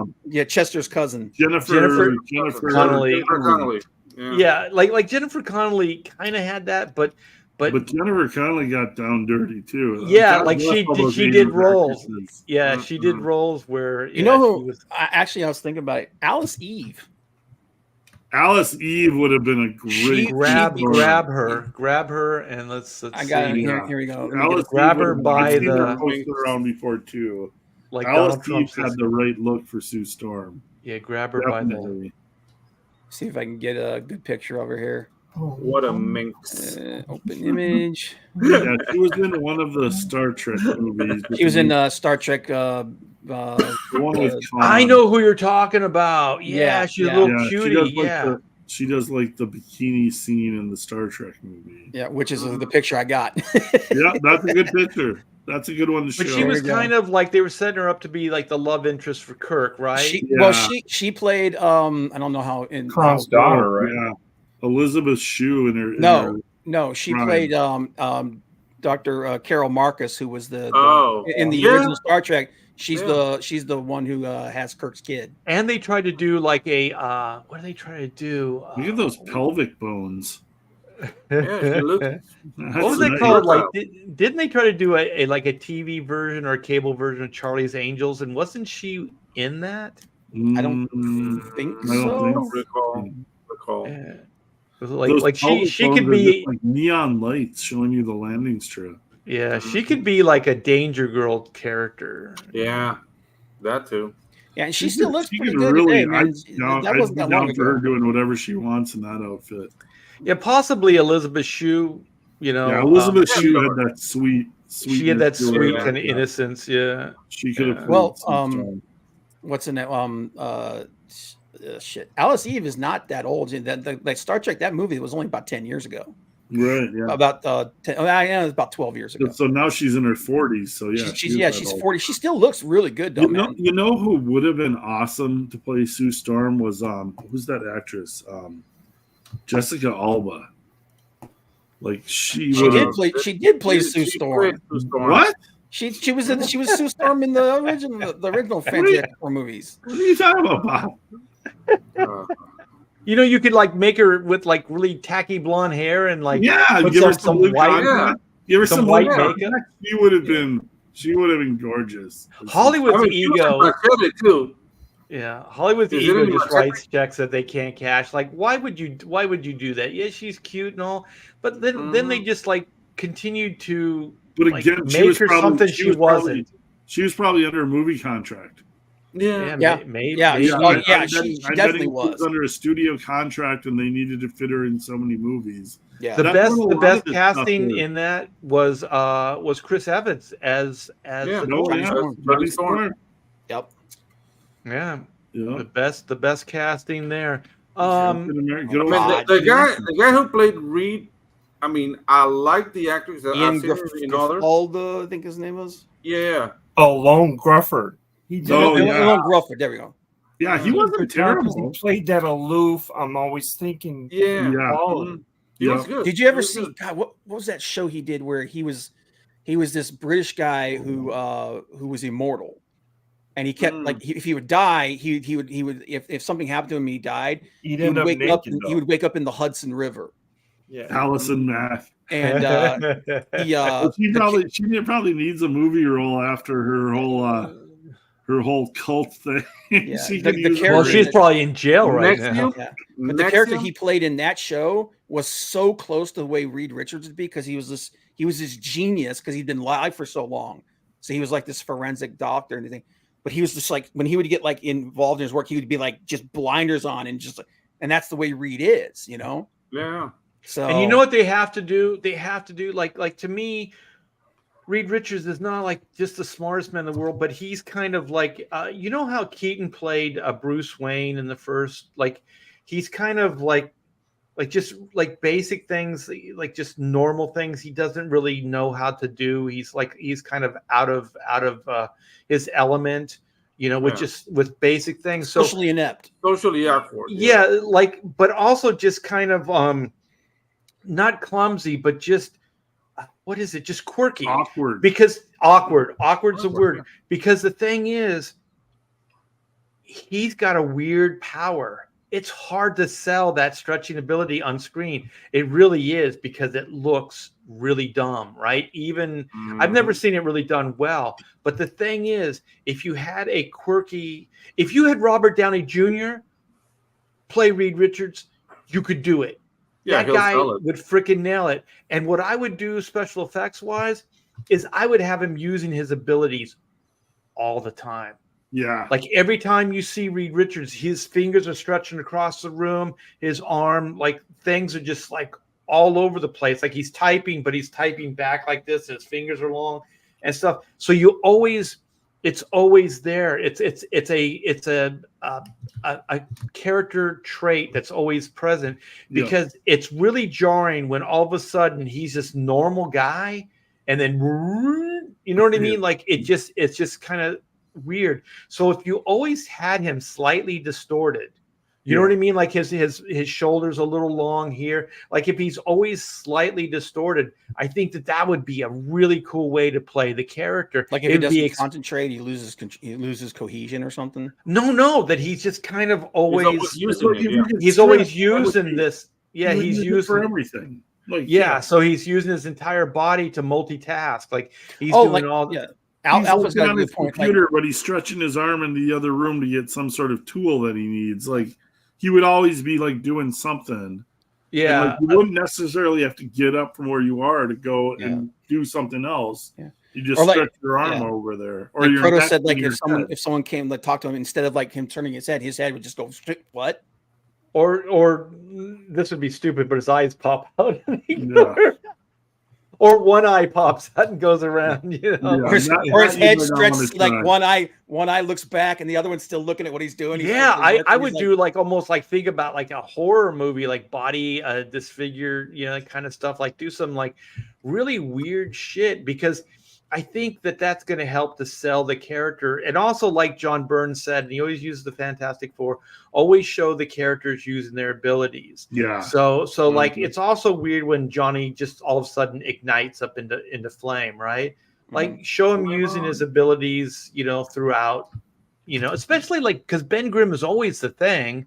So it's not going to be too far-fetched to have them all kind of in a domestic type situation where they're all slightly using their abilities or their powers or like whatever. Sue would use like her force field to like carry stuff. Or somebody like drops something and then she projects something over. Johnny would use his flame to heat his coffee up. Yeah, just stuff like that. I think you could do it. I wish Chris loves Chris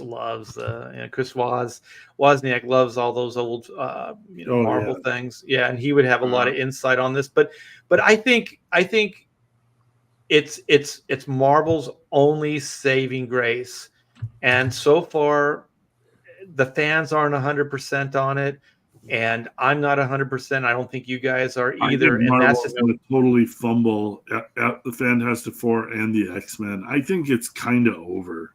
Like I think the MCU, the first 10 years, 15 years, I don't see them returning to form. There's no evidence that they have anybody in charge or any creatives that are going to handle this right. More than anything you hear is wrong-headed thinking about these characters and people in charge that have no respect for the source material. I think it's virtually over. I think over. Yeah. Fantastic Four and X-Men are both going to tank. I think Deadpool will be like, if Ryan Reynolds can hold on to his vision till the end of production and when the movie goes out, I think that'll be like The maybe last a hurrah. last nice nod to the good superhero But I also movie. think there's enough goodwill because of the first two movies that people will regardless go see Oh, yeah, the I new think that Deadpool movie. You know, it's gonna Mhm. take this movie to do something really horrible, and then possibly the next movie to kill, you know, a Deadpool franchise. So I there don't- is still goodwill with that I believe. Yeah. The I problem guys, is, don't see anything in the Hey next guys, another 5 thing. years of, Yeah. of hope. Hey guys, another things. Today's the 21st, right? Yes. yes. I turn 50 tomorrow. Happy birthday. Oh, you're one of us. Happy birthday, Yeah. Pedro. Yeah. Wow. Hey! I couldn't tell, man. You know what they say: black don't crack. Oh yeah, dude. I have that Great. tattooed on my back. It's no You don't lie. even- Wait a minute, Great, Pedro's man. black? Yeah. Pedro's black? Whoa. You got to get what? that gray going. He blacker than us. Yeah, dude. I mean, the thing is, like, you guys don't see it because I'm Australian, but Yeah. yeah, I'm black. All them shrimp on the barbie, man, keeps I'm you the young. Bobby, mate. Good night, When mate. you're running from all these Yeah. people that are trying to Reed kill you. Richards' temples going. Then you feel. Yeah. Then you Yeah. look 50 as Oh, yeah. opposed to just feeling 50. Yeah. Get that I- Reed I- Richards thing going there. Yeah, Mm. it looks You know, intelligent. actually, you know, they took that away from Hal Jordan. I kind of miss that. Hal Jordan doesn't have that anymore. Where he had green temples. Because when Jeff Johns did Green Lantern Yeah, Rebirth, they made him. he look had it younger. that reason he got that was because of Parallax. Yeah, they didn't want him aged out. Yeah, But- yeah. But the other thing with the MCU that killed it, man, and I don't think it's recoverable, is there's no anticipation anymore. No. You know, with all the TV shows and all this, just this glut of, again, comes down to all they care about is content. Well, and they tried to turn King into something. They tried to turn King into a Thanos, and they botched that. So nobody has got expectations for these new Avengers movies. And now that they have to get off of that actor because of whatever his criminal charges or whatever, Dude, and not only that, what it's Avengers? all botched. Yeah. What There's no Avengers right now? anticipation. Now we have like the Falcon America Yeah, and a couple they're, of they're kids. reshooting the crap out of that movie. Yeah. Yeah. Well, all the characters that they were going to have be the new Avengers, everybody hates them. Yeah, They suck. nobody likes all these characters. You know, nobody likes She-Hulk. Nobody really likes Shang-Chi. Nobody, you know, like Yeah. No, the new Well, we didn't Hawkeye. like that version of Shang-Chi. yeah, that version of Shang-Chi means freaking Aquafina made me want to put a gun in my mouth. Oh, yeah, dude. You know, nobody really cares about Ant-Man and the Wasp. No, nobody ever really did care about Ant-Man. You know, They, Yeah, nobody, they had charm. Those movies had charm. Yeah, dude. The thing with those Ant-Man movies is that- could have been fun, quirky comedies if Yeah. they really leaned into it, but they didn't. Dude, okay, I'm gonna say something. Ant-Man would be nothing without Luis.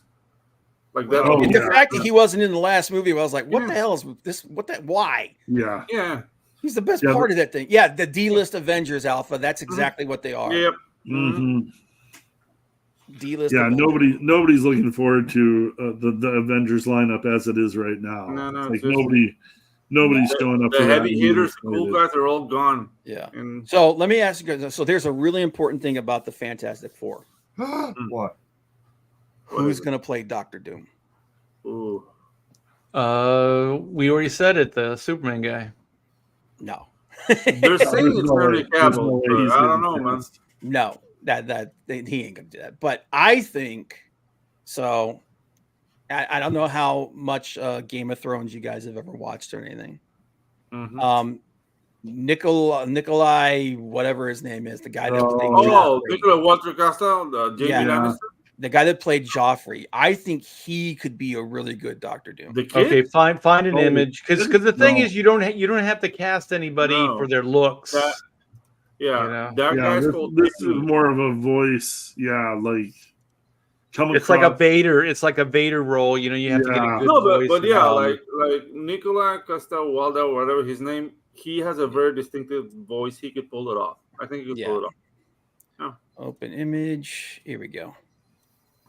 And this is what he looks like today. So he's gotten a little bit older. Yeah. But he has a very distinctive voice. He's a pretty good actor. I would like to see this guy as Reed Richards. Yeah. Actually, yeah. He's got that Like sharp. He's got that he'd be a sharp much better look. Reed Richards. It looks Yeah, like he's got some personality. Yeah. Chiseled features, as they're called. Yeah. And now that you mention it, yeah, it's that wouldn't be bad. Yeah. It'd be a Can you pretty imagine good his ears stretching like he's trying to listen to the next room and his ears like, Yeah. or he's like, that smells funny in his nose. Gets Javier, full. Brian No, Norton no, said Javier Bardem Javier Bardem would be awesome as a Doom. as Doom. Yeah, he's got it because he has a really distinctive voice too. Oh, And he has yeah, range. yeah, he would be. Remember him in No Country for Old Men? Yeah, Like, if he's one you of the brought that scariest intensity to character ever. Doom, Yeah. that would work. If you could figure out a way to bring that like that intensity out with him in a mask, Mm. that Oh, would be yeah. pretty. Yeah, because the thing is the way the way he physically acted that character too. You know, he kind of the way he kind Well, of carried he himself. played a pretty good Bond villain when he was in the. Yeah. Yeah, yeah. that's So true. he can pull off that kind of over the top villain Villainy, yeah. aspect. He would, Javier Bardem would be a good choice for Bond or for Doom. Doom, yeah. For Doom. Now, do you do like see like what version of And Doom do also, you I do? want them to fully embrace the Doom character, like the castle and the Yeah, Latveria. all the Doom They've got bot. to do it. They've got to do it comic accurate. None of this other. do it, man. They've done so many lame versions of Doom. It's How like cool- dude. full on source material. How cool would it be if they're like the Fantastic Four and they're fighting Doom and they finally take him down and it's a freaking Doom bot and the real Doom just comes like walking out and he's just like flanked with like a 1,000 Doom bots. He's like, really? Did you really think you could beat me? Like that version of that version of Doom is like he doesn't suffer defeats, he only suffers setbacks. Yeah, I mean that's the comic book character right there. Yeah. I mean, you can do all those things with him. Like it's weird because Doom is a physical threat, but I never really see him as a physical threat. And maybe it's because cinematically they never really used him like in the comic book.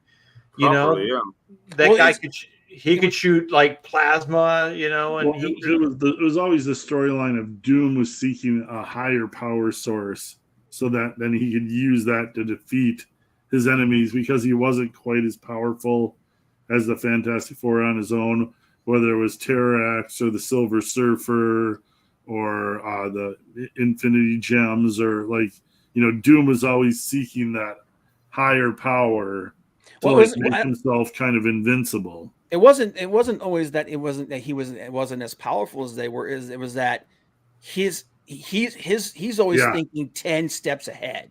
Yeah. Like you're like what's happening right now, this thing, you're in the way and you're slowing me down from getting to where I want and what I want, like that. And that's why that when they came up with that whole idea that half the time the Fantastic Four were fighting him, they were fighting a Doom bot. Yeah. And it's like he's like, you're a distraction. I'm busy with something bigger. I'm over here trying to take over the friggin' world. yeah. You're in the way. I always thought like Doom was like part supernatural, part high tech. Like the guy was kind of like a wizard. He used everything. Yeah, with Wizard spells and engineer, stuff. yeah. But then he had like this technical aspects as well. I never liked him when he was just pure technical. They would always try. Mhm. Well, he's Reed Richards, arch nemesis Evil, as far as yeah. intellectual and stuff like Well, that. Wasn't And it smart. he studied sorcery to save his mother from His mother, yeah. And Yeah, and I always there's a- liked that aspect of him too. Is like the thing about Doom was like he used everything because everything was a resource. You know what I mean? And like when he outsmarted Mephisto, like that's the level of this guy's intellect. That's how smart he's the ultimate planner, the ultimate strategist, always thinking ahead. And he's like, and one of the scariest things about Doom is that his thing is like, if I was in charge of everything, if I was in control of everything, everything would be so much better. And in a way, he's kind of right. That's where I was going to go with it. Like the thing is, he's kind of like Magneto, where there is a part that's relatable. You know what I mean? Like there is this part that says, maybe he could pull it off. Maybe some of his ideas aren't that that crazy. That was one of the only things about that whole Battle World storyline that they did, where he basically became like he took control of the Molecule Man's powers.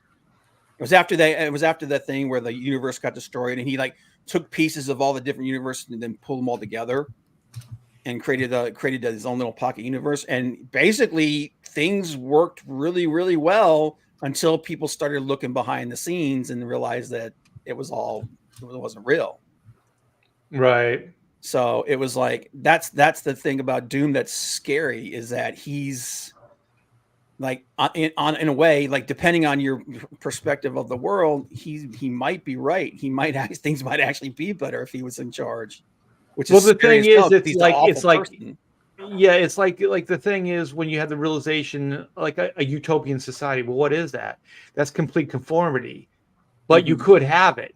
Yeah, you know what I mean. If everybody was in lockstep, if everybody, right, you could have it. So human condition. Exactly. You'd have to, first thing you'd have to give up is freedom, and individuality. So like, some of these ideas, can seem romantic. They could seem like an idea that you would want to, maybe get into, because there are still people that use the term like, oh, have a utopian society. And utopia at a cost. Yeah, it would cost you everything. Yeah, it would cost you everything, that any kind of like freedom of will or or anything. So, but you could have it, and it probably, in a way, it could be better than you have now. But are you willing to take that chance? Yeah. And if you step out of line even half a step, you're done. You're done. Yeah. Well, I'm going to thank everybody in the chat for hanging out with us. I know there's a lot of competition, man. I do understand that. So, I really appreciate you guys hanging out and chiming in the chat. And also, anybody that's coming in on the reruns, welcome. We do appreciate you checking everything out. And this is the Pontificators. This is a weekly show every Wednesday at 8 Eastern Standard Time. We do. And we do these cool round robins where we'll take pop culture and pretty much just talk it to death. And it's a lot of fun. And I want to thank Bob for hanging, Todd, Clint, and Pedro, our brother from the Down Under Mother. Pedro, have a good one, man. Yeah, happy birthday. But let's get some plugs in real quick. So Bob, do you get something plugged? No, I don't. All right, Todd. No, I don't have anything to plug right now. All right. I know Clint does. I do. Let me pull it up here 1 second. Here we go. Oh, I'm doing some work for Marvel. Can you say anything? You traitor. No, of course not. Everything's on the down low with Todd. Yeah. Here we go. Right there. Here it is. Yes. Maidens of Mayhem. Oh, nice. So Maidens of Mayhem is still live in demand on Indiegogo right now. I'm actually wrapping up the art on the art book, the final few pages. I'm hoping to have this to the printers next month.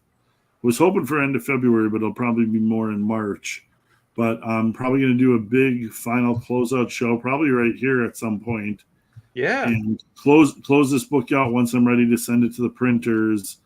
But yeah, that'll probably be next month.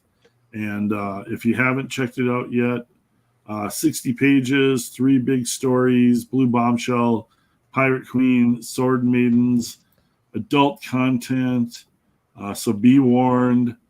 And just a lot of fun, a lot of action, sci-fi, superheroes, swords and sorcery, little something for everybody. And a lot of tributes to past comics, man. These tribute covers are amazing. A lot of classic tributes and stuff. So definitely, if you check it out, get the art book. That's got a lot of a lot of the homages to old school comics and stuff. But a fun book. Check it out. We'll be closing soon. You know what, Todd? That's a not Todd. I'm sorry, Clint. That's a great figure right there. Mhm.